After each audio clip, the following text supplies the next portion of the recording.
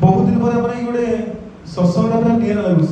सब सत्संग आटेड कर आज पूरा हे बेले कहते गोटे सत्संग पाठ केवल आलोचना केवल गोटे भजन कीर्तन ठाकुर को नाम जप ठाकुर के आलोचना स्टार्टिंग आज पूरा सत्संग पूरा माहौल बहुत खूब सुंदर भाव में समस्त परिवर्तन कर लास्ट भाई गीत कहते चरण हरा चरण पूजा बंध्या पूजा कर आम समस्ते ठाकुर नाम नहीं ठाकुर जो अनुशासन देते आम के ठाकुर मानि रखुचे ये बड़ा क्वेश्चन जी करुँची सी पाँच निश्चित उत्सव कला उत्सव फलप्रद जी प्रकृत ठाकुर किसी कर उत्सव फील्ड हो जो मसे आगे अभिमुख्य हो कि जाजन कम हो दीक्षा पर जो फोकस है कि जी परपिता किसी ना किसी कर सृष्टि उत्सव पढ़ेगा आम किसी कम करें सेमती हुए ठाकुर प्रतिदिन इष्टपूजा करते प्रतिदिन दुर्बलता विरुद्ध युद्ध करने प्रतिनियत आम पाखे दुर्बलता आसी माड़ बसे किंतु केते ठाकुर को लक्ष्य करके ओभरकम कर जाऊँ जी निज दुर्बलता को अतिक्रम कर दुर्बलता किसी ना ये केते लाभ ठाकुर का नियत कर्म भितर थी ठाकुर जो भाई अच्छी उत्साह से मंत्र साधन चलाए फिरे जथा समय इष्ट निर्देश मूर्त करे तो जो नुआ नुआ दीक्षा नहीं समस्त कथा को गुरुत्व दिंतु जेकोसी भाई जेकोसी माँ जदि इष्ट को कर्म करने कहूला सी आग भाई भारी होता एवं निजे करने गला देखुची निजर बुद्धि बढ़ाऊ से भाई तो करना से माँ तो करना मुझे करी मैंने कौन माने जिते से भाईटा माँटा कहते से इष्ट निर्देशा ठीक था एवं निर्देश पूरा भूलीगला ना पटरीगला टिके निरीखी देखा जो आम जो आलस्य भावटा दुर्बलतार भावटा जो अहंकारटा प्रोमिनेंट होगी जिते पासिल कर ठाकुर पूरा कर्मटा ठाकुर आम पाखे नित्य नूतन ही जीवे गोटे कथा कहती जिते गोटे गर्व आस ठाकुर नहीं ठाकुर छोट छोट काम मुझे करी मुझे देखी गोटे अहंकार के बासी हो जाए विशेष ज्ञान बोध नहीं यह जो कथा आरंभ करी चरण हरा चरण पूजा बंध्या पूजा करण मोर चालीचरण ठीक नहीं मोर दामधान नहीं मोर ठाकुर नहीं जो बोझटा से बोझ पक्का ही उठनी पक्का तो ही उठब नहीं जन्म कि केते चेष्टित अच्छे यहाँ बड़ कथा दीक्षा नगर आम पाखापाखि मोर तो 10-11 वर्ष है जो मैंने एना मे भी 50-60 वर्ष अच्छा से मैंने भावती एत वर्ष देखिए कौन कर कौन हम किंतु मुझे भावे जदि प्रत्येक दिन मो ठाकुर किसी ना किसी करी जेकोसी काम हो मो ठाकुर किसी करी ए बहुत जन मनुष्य थाए ना पर दया करती सकाल कथा मंटे गोटे मजा गोटे कथा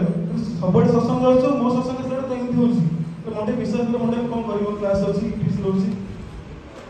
माने से टाइम तो मंटे कहते फोन आसा सर आज एग्जाम नहीं काली मोर एग्जाम अच्छी तो आप आस शीघ्र से टाइम दुटा सत्संग करदेली माने दुटा क्लास करदेली सत्संग टाइम मिलता किंतु व्याकुलता थे ना परमिता मैंने जोगाड़ दिखाँ तो व्याकुलता नहीं तो कौन भी काम आप करेंगे ना प्रभुत्व अच्छी if you are busy everything is easy and you are lazy everything is busy जो प्रकृत में बिजी अच्छे जेकोसी काम करेंगे जब अलसिया कौन काम कर टाइम भी ना तो ठाकुर में केते व्यस्त रोची ठाकुर में केते काम करुची ये बड़ा गुरुत्वपूर्ण कथा देखो तुम बहुत दिन है 2 सप्ताह सत्संग बंद था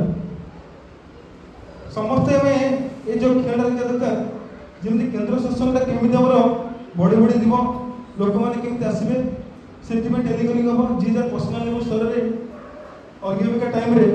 जो मैंने तार पर्सनाल कंटाक्ट जो भाई हो माँ मान संगे कथा होते से कंटाक्टा नंबर को समस्त कल कर इनभाइट करेंगे आम ट्रेन आम ये जो जिते पारिपार्श्विक ये जो ठाकुर वार्ताटा के बढ़ी बढ़ी थी तो निजे ठीक रही निजे मंगल रही अन्य को मंगल अधिकारी करेंगे तार किसी हुए ना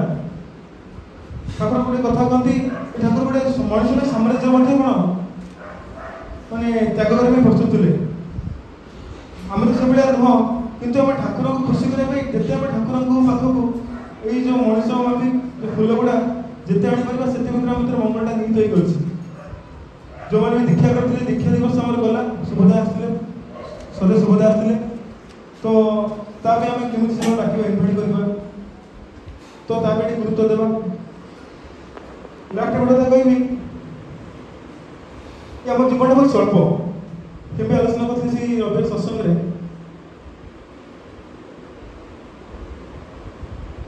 ଲାଇଫଟାକୁ ଆମେ ଏତେ ସହଜ ଭାବେ ସହଜ ବି ନୁହଁ, ଏତେ କଷ୍ଟ ବି ନୁହଁ। ମଣିଷ ନିଜର ଯେ ଅସୁବିଧା ପଡ଼ିଲେ ଠାକୁର ବୁଝେ, ଠାକୁର ମୁଁ କ'ଣ କରିଛି, ମୁଁ ପୁରା ବର୍ବାଦ କରିଦେଲି। କିନ୍ତୁ ଠାକୁର ଦେଖନ୍ତୁ, ସେ ଯେ ମୁହୂର୍ତ୍ତରେ ଅନେକ ବସିଥାନ୍ତି, କ୍ଷମା କରିବେ, ଠାକୁର ଅନେକ ବସିଥାନ୍ତି। କେତେବେଳେ ସେ ନିଜ ବୃତ୍ତିକୁ ଛାଡ଼ିକି ପ୍ରକୃତିରେ ରିଲେସନ୍ ହେଇକି କେମିତି ମୋ ପାଖକୁ ଆସିବ, ଆଉ ଥରେ ମୋ କାମରେ ସଫଳ ହେବ। ଏଇ ଯେଉଁ ଭାବଟା ଯେତେ ଶୀଘ୍ର ମଣିଷର ଉନ୍ମୋଚନ ହେଇଯାଏ ନା, ସେତେ ଠାକୁର ଭାବରେ ଆଗେଇ ଯିବା। ଯଦି